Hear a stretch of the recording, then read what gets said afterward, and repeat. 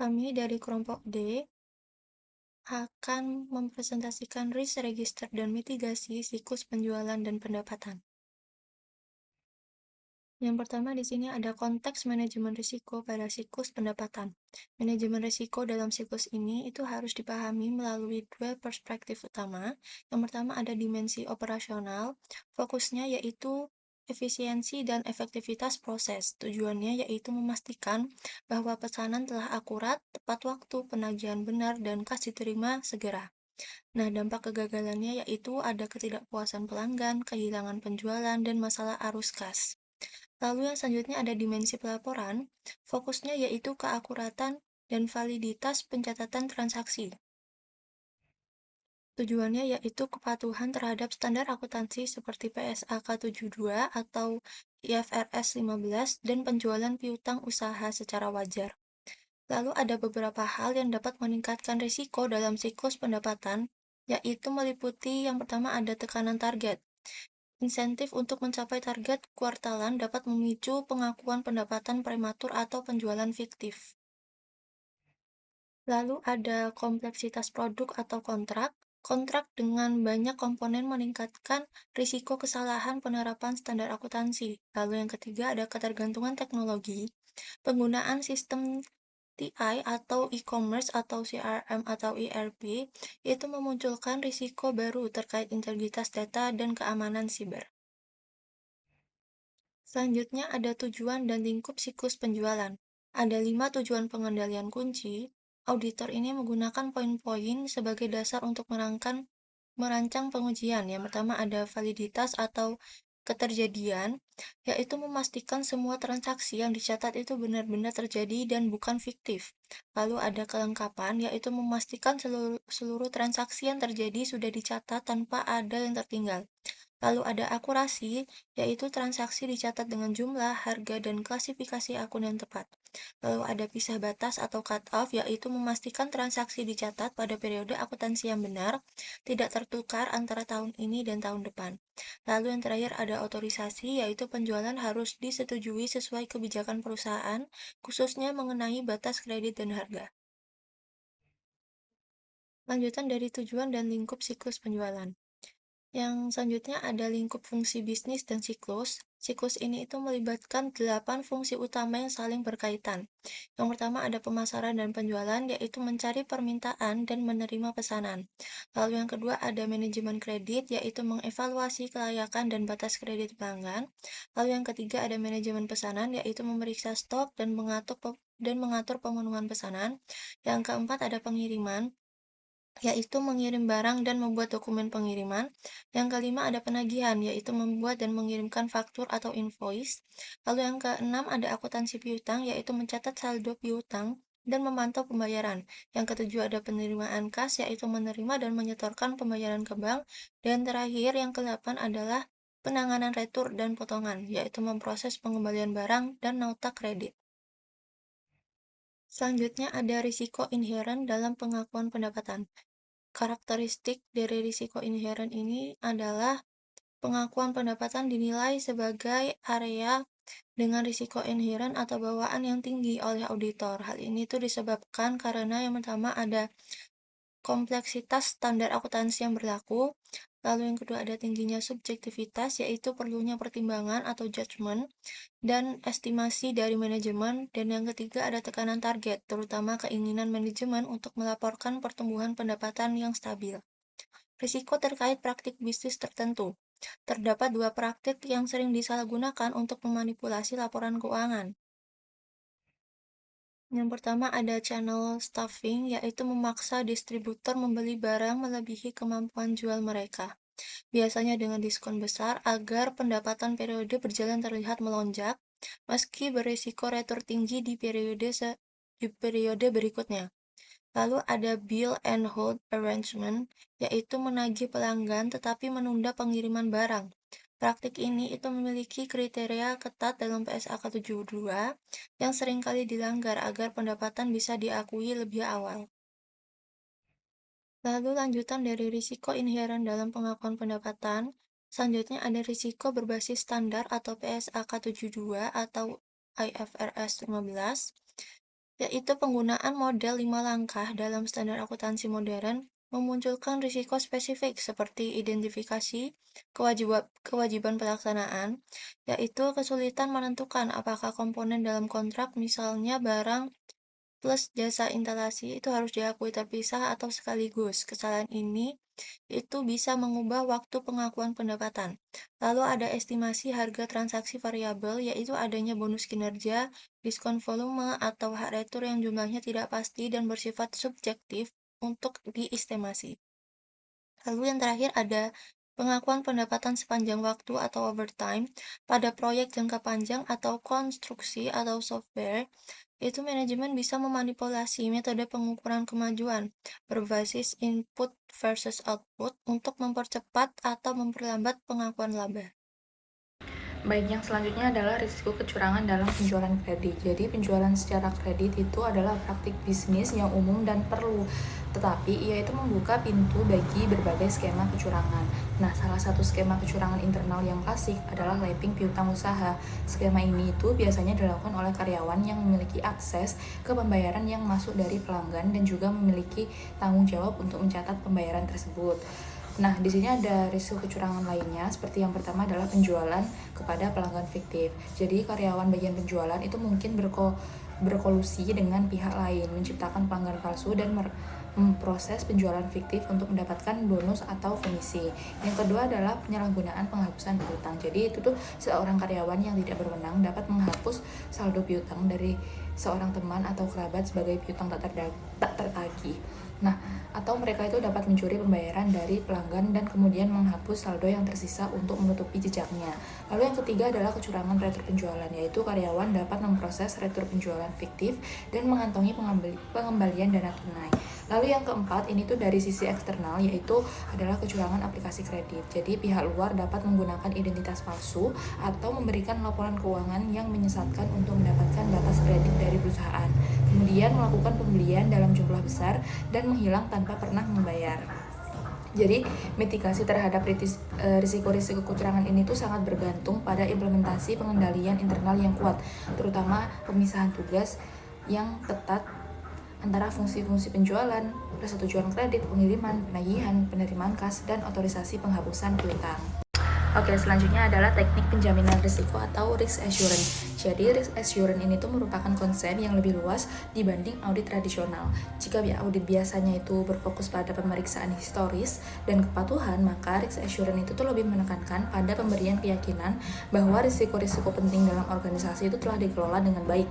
Dalam siklus pendapatan atau order to cash, risk assurance itu tuh membantu organisasi memastikan bahwa proses mulai dari penerimaan pesanan hingga penerimaan kas itu berjalan aman dan efektif.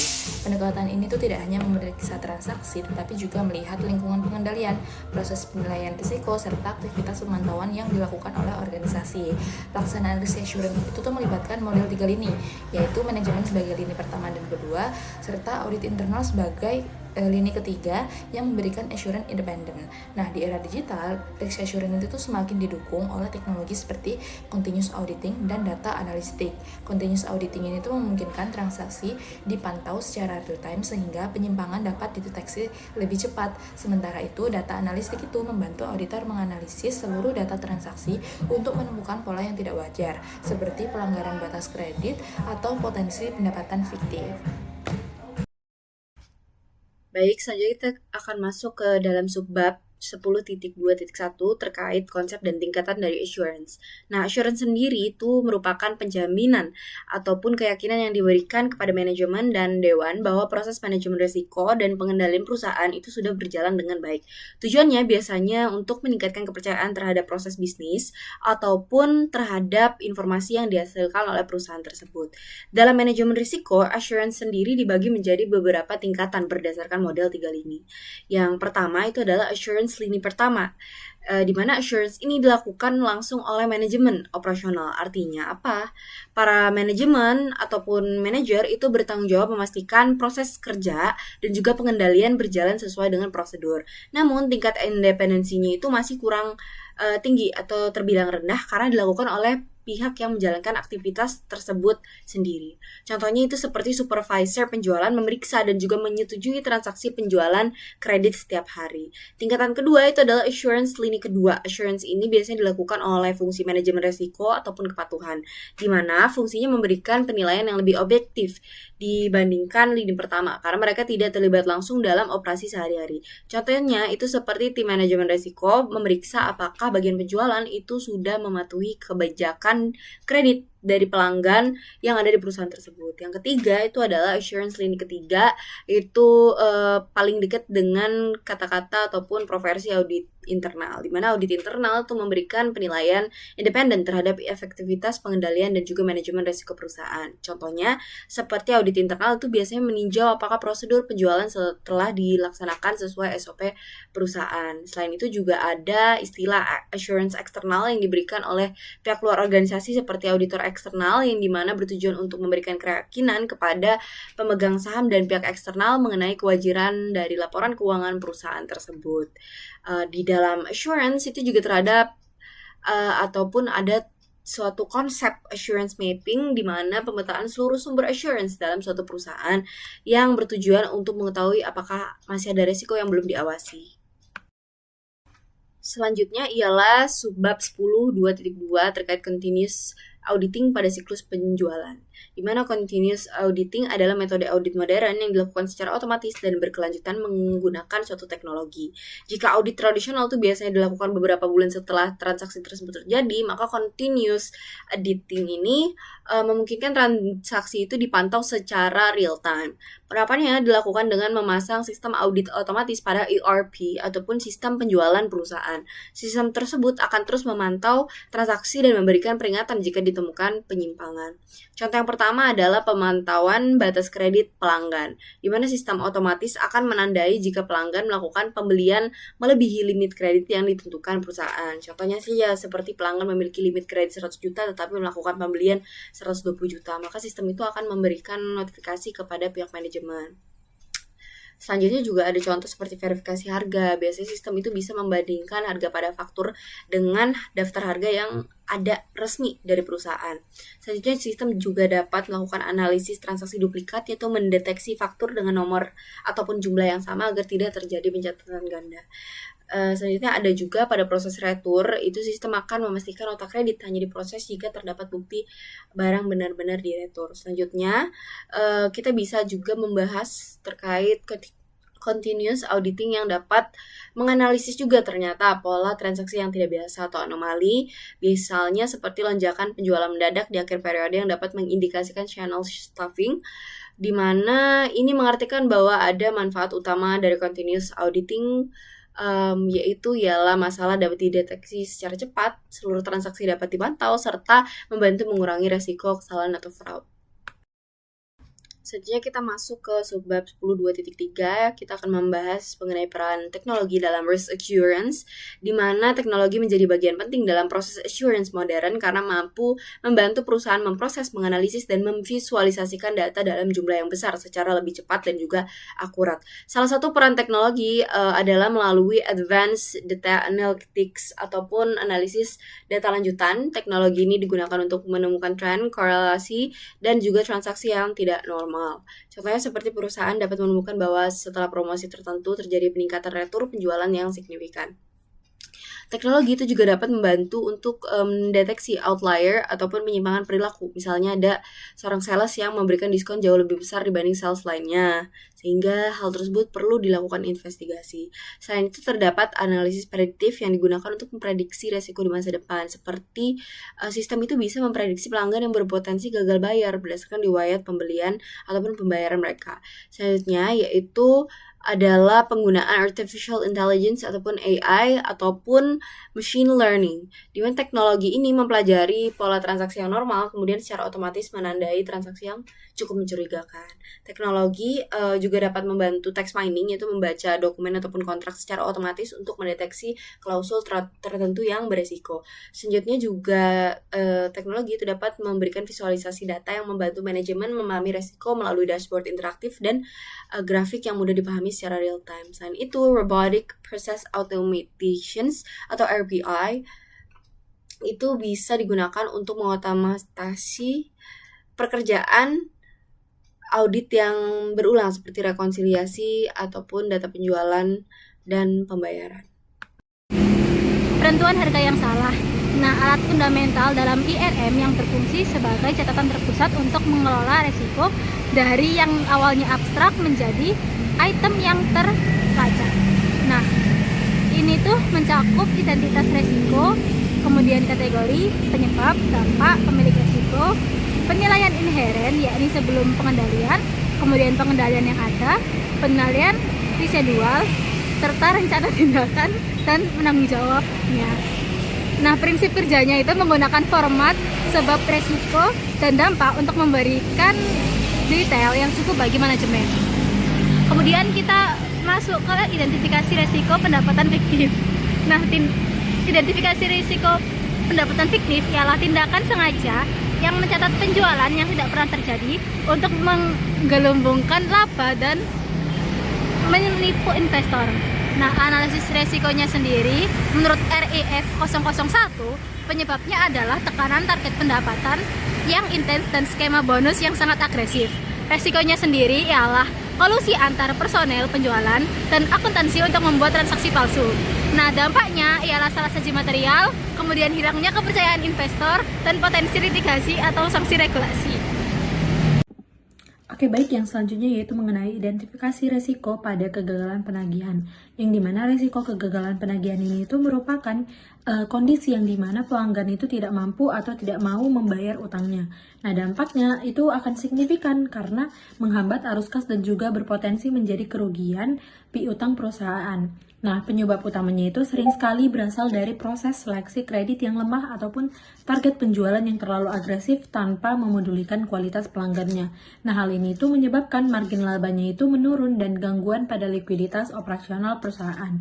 Nah, untuk evaluasi dan juga pengendalian resiko, resiko inherentnya ini itu berada di level tinggi yang dimana kondisi awalnya itu tanpa pengendalian, yaitu probabilitasnya 4 dan dampaknya yaitu 3. Nah, namun dengan kontrol, kebijakan kredit dan juga aging report bulanannya berhasil menurunkannya ke level yang moderat, yaitu probabilitas 3 dan juga dampak 3. Nah, tanggung jawab utamanya itu ada pada manajer kredit dan juga keuangan. Baik, yang selanjutnya yaitu identifikasi resiko pada penentuan harga yang salah, yang dimana resiko penentuan harga ini itu didefinisikan sebagai potensi terjadinya ketidaksesuaian nilai tagihan kepada pelanggan akibat adanya kesalahan data ataupun otorisasi diskon yang tidak tepat. Nah, akar masalah utamanya itu mencakup kesalahan input manusia ataupun human error serta lemahnya sinkronisasi data antar departemen yang terkait. Nah, dampak dari resiko ini tuh bersifat ganda, yang dimana secara finansial kita menghadapi revenue leakage ataupun kebocoran pendapatan yang mengganggu margin laba. Nah, secara reputasi, ketidakkonsistenan harga ini itu beresiko menurunkan tingkat kepercayaan pelanggan serta integritas merek pada pasar. Nah, berdasarkan analisis frekuensi dan juga dampak, resiko inherentnya ini itu berada pada tingkat tinggi dengan skor frekuensinya 4 atau sering terjadi dan juga dampak 2.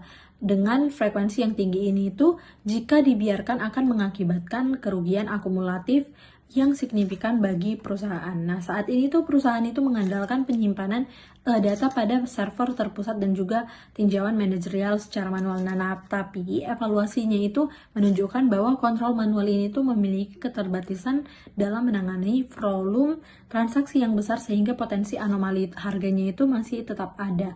Nah, jadi tingkat resiko ini itu berhasil ditekan menjadi resiko residual level sedang itu ketika menunjukkan bahwa adapun penurunan resiko, efektivitas kontrolnya ini tuh manual belum mencapai tahap optimal untuk mengeliminasi resiko yang lebih rendah. Nah, untuk memitigasi resiko tersebut bisa diusulkan ada 3 langkah strategi. Yang pertama itu adalah implementasi kontrol otomatis pada sistem ERP, yang kedua ada penerapan role based access control pada master data harga, dan yang terakhir adalah sistem peringatan otomatis untuk setiap deviasi harga ataupun diskon di atas ambang batas 15%. Perkenalkan, nama saya Sandi Herlambang dengan NPM Akhir 156. Masuk ke materi selanjutnya, yaitu mengenai mitigasi risiko penjualan dan pengakuan pendapatan. Nah, setelah risiko terkait penjualan dan pendapatan ini dan pengakuan pendapatan ini diidentifikasi dan dinilai di risk register, maka tentu akan ada mitigasi dari risiko tersebut. Nah, untuk mitigasinya sendiri yaitu di sini menggunakan pendekatan berlapis, yaitu mulai dari pengendalian preventif, kemudian detektif, dan korektif. Dengan mengkombinasikan tiga pengendalian ini, maka risiko tersebut dapat ditekan hingga ini maksimalnya itu sampai risiko tersebut bisa ditoleransi atau bisa diterima oleh perusahaan.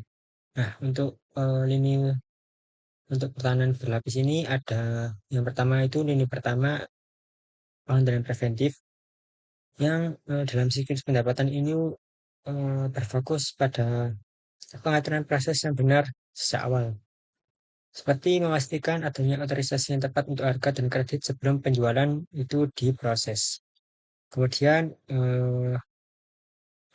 untuk lini kedua yaitu pengendalian detektif, yang dimana ini dirancang untuk menemukan masalah sesegera mungkin, seperti rekonsiliasi saldo dan meninjau laporan. Kemudian untuk lini atau lapisan terakhir atau lini ketiga ini yaitu pengendalian korektif, yang memperbaiki masalah setelah ditemukan dan mencegah masalah tersebut muncul kembali, seperti dengan memperlakukan kebijakan penghapusan piutang yang terstruktur dan analisis akar penyebab dari kesalahan penagihan.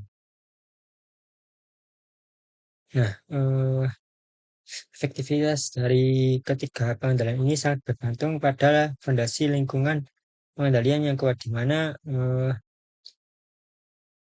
ini itu sangat bergantung pada itu tadi fondasi lingkungan pengendalian yang kuat, terutama di bagian pemisahan tugas.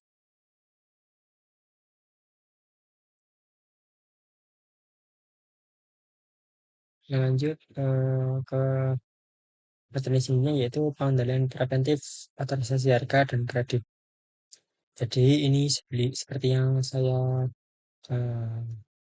sebutkan sebelumnya, pengendalian preventif ini merupakan lini pertahanan pertama dan bisa dibilang yang paling efisien.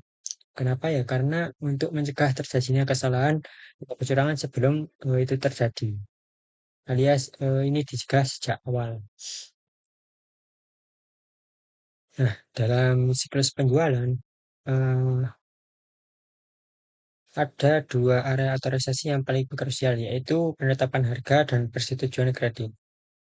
Jadi untuk penetapan harga atau otorisasi harga ini yaitu untuk mencegah adanya risiko penentuan harga yang salah, di mana perusahaan itu harus memiliki pengendalian yang kuat atas bagaimana harga itu ditetapkan atau diubah.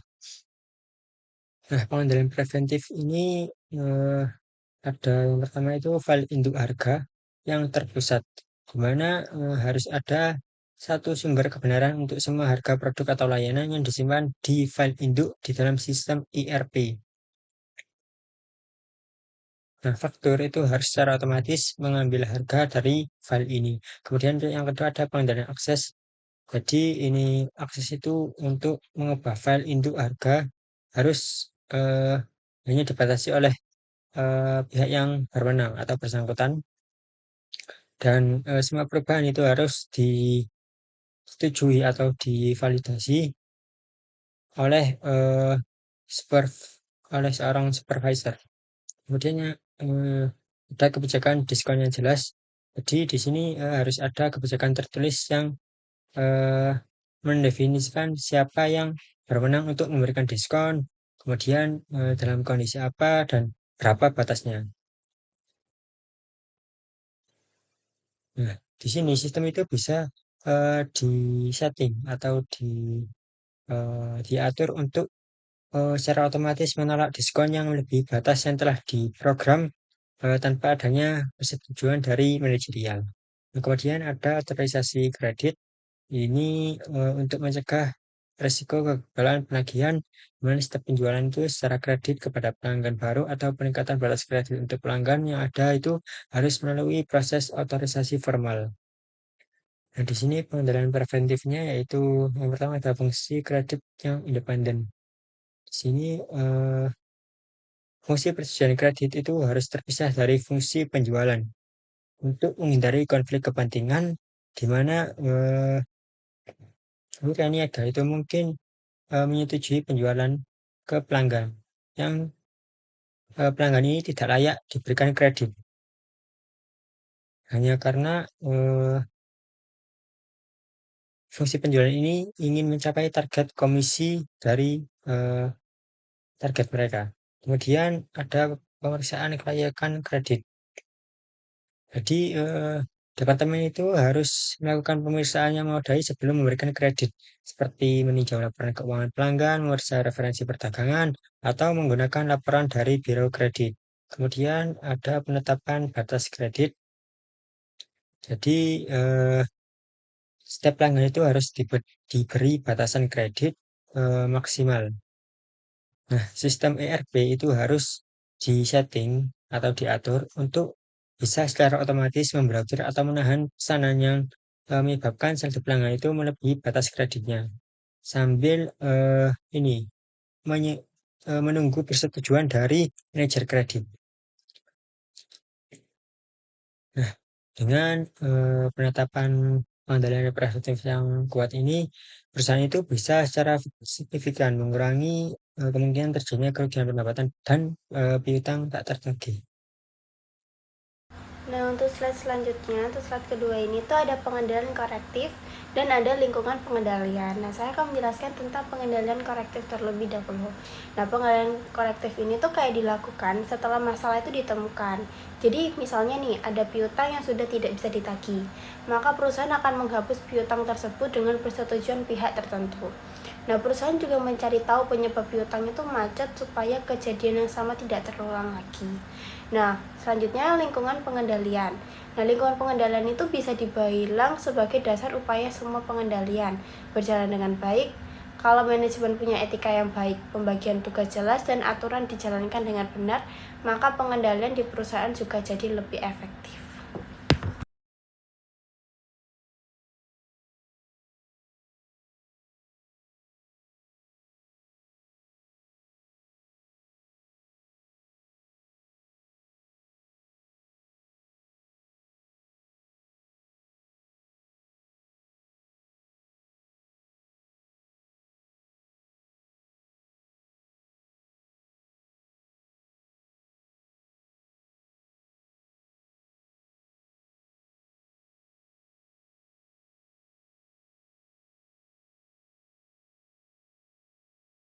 Selanjutnya yakni pemisahan tugas atau segregation of duties.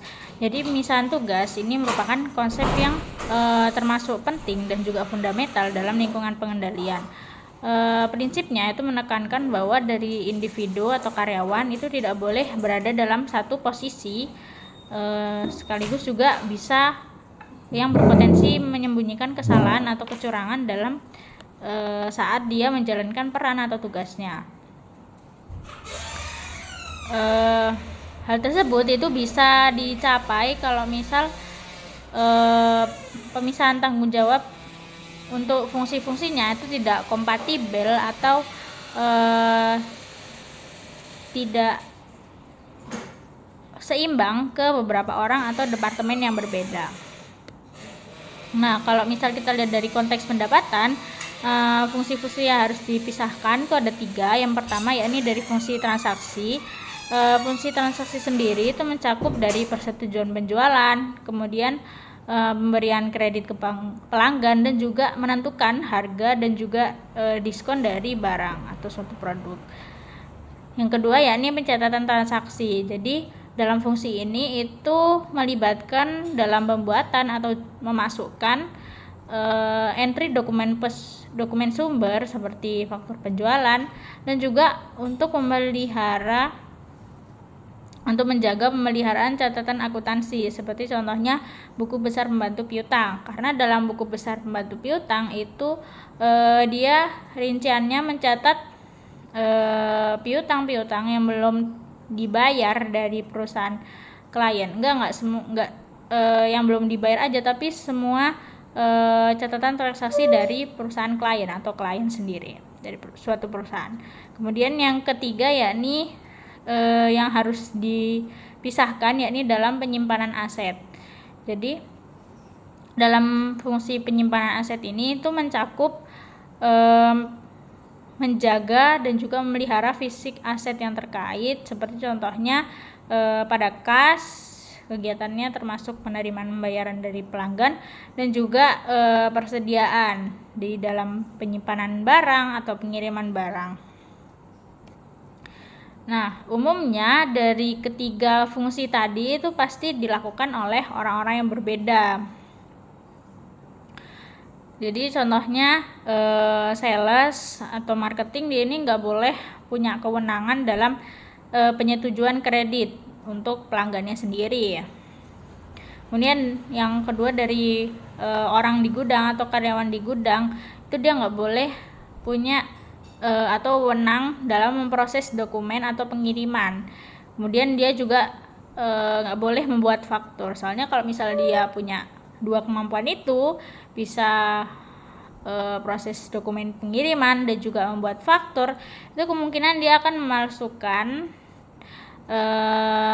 transaksi tersebut, atau mungkin itu transaksinya asli tapi harganya tidak asli gitu, harganya lebih naik, bisa saja karena mungkin dia ambil sendiri barangnya gitu, tapi yang bayar orang lain atau dari perusahaan sendiri yang mengalami kerugian. Kemudian yang ketiga yakni dari kasir atau penjaga kasir itu tidak boleh memiliki akses dalam mencatat dan juga menyesuaikan catatan piutang pelanggan. Kemudian yang terakhir atau yang keempat, orang yang memiliki kewenangan dalam menghapus piutang tak tertagih, dia tidak boleh menjadi orang yang sama juga dalam menangani penerimaan kas. Kemudian selanjutnya di sini ada pengawasan kinerja sales dan marketing.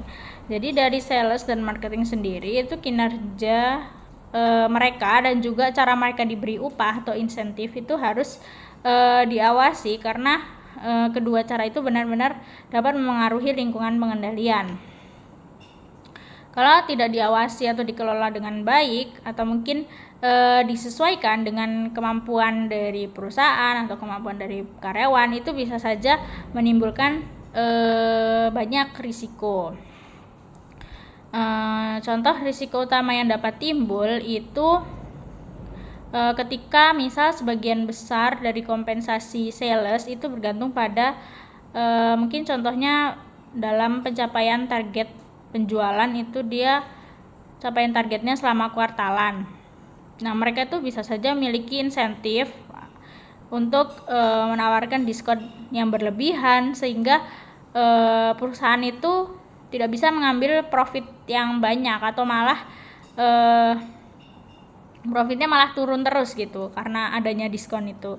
Dan yang kedua, bisa saja melakukan penjualan ke pelanggan dengan kelayakan kredit yang buruk. Dan yang ketiga itu bisa mendorong pelanggan untuk membeli apa yang tidak mereka butuhkan, atau mungkin lebih dari yang dibutuhkan pada akhir kuartal. Jadi harusnya yang mereka itu nggak beli sampai segitu, malah mereka beli si pelanggannya.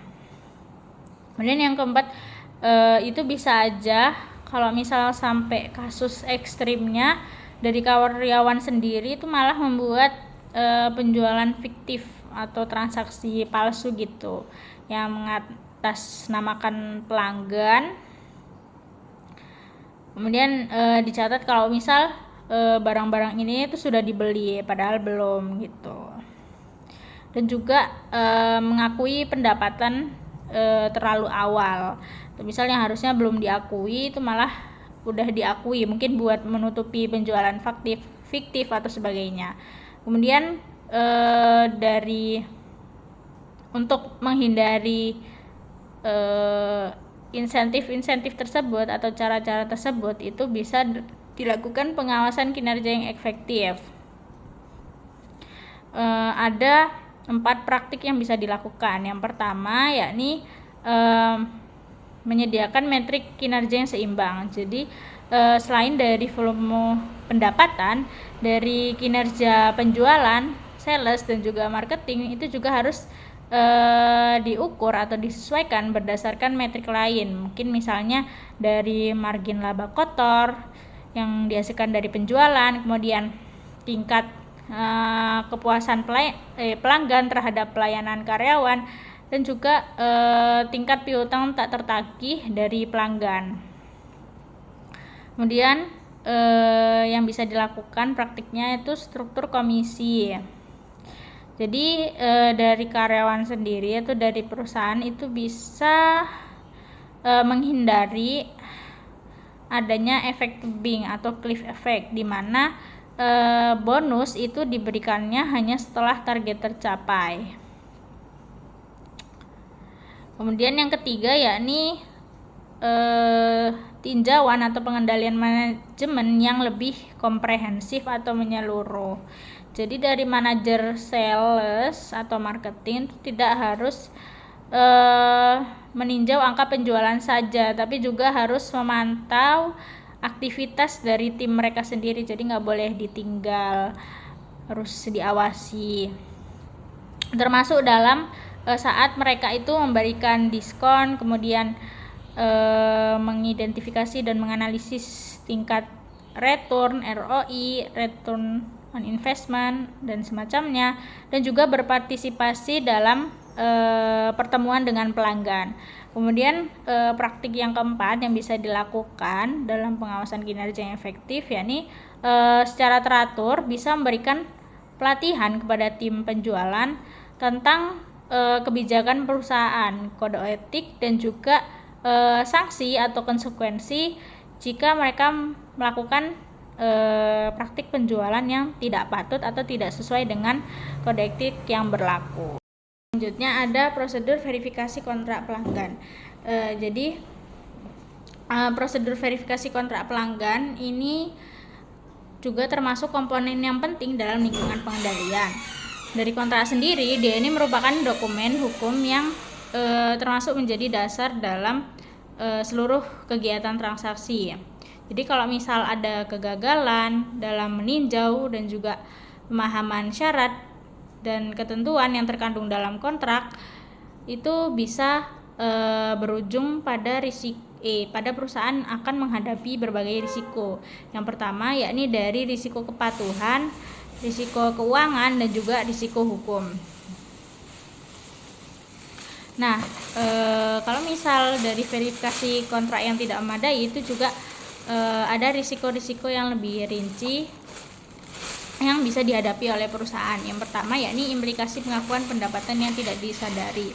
Ini kemungkinan kontrak itu berisi klausul non standar, misal dari hak retur yang itu diperpanjang, dan juga syarat penerimaan dari pelanggan itu objektif.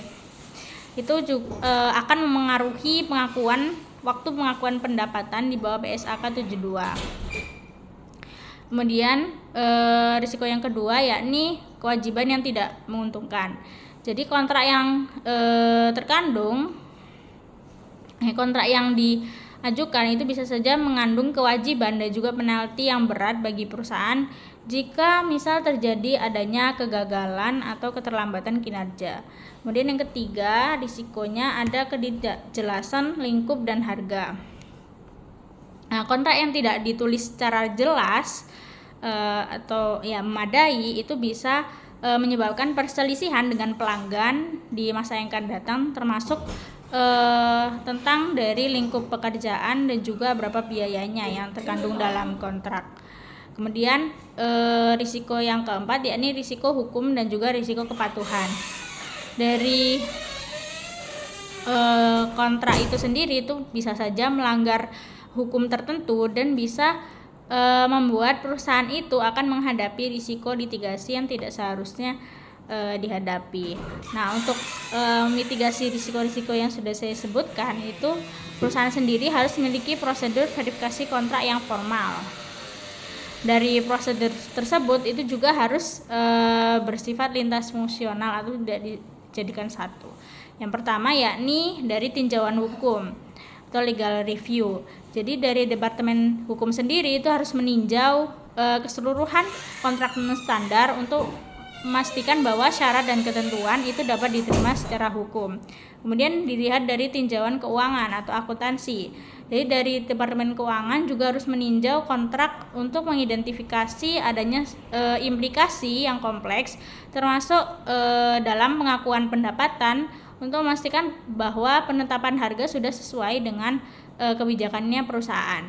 Kemudian yang ketiga dilihat dari tinjauan operasional. Jadi dari manajer operasional juga harus meninjau untuk memastikan bahwa perusahaan ini secara teknis bisa memenuhi atau mampu memenuhi untuk kewajiban pengiriman dan juga layanan yang sudah dijanjikan dalam kontrak. Kemudian melalui otoritas bertingkat. Jadi kalau misal ada kontrak yang nilainya lebih tinggi atau mungkin lebih berat, itu bisa melakukan atau melewati persetujuan dan juga pengawasan dari tingkat manajemen yang lebih tinggi, misal CFO atau CEO.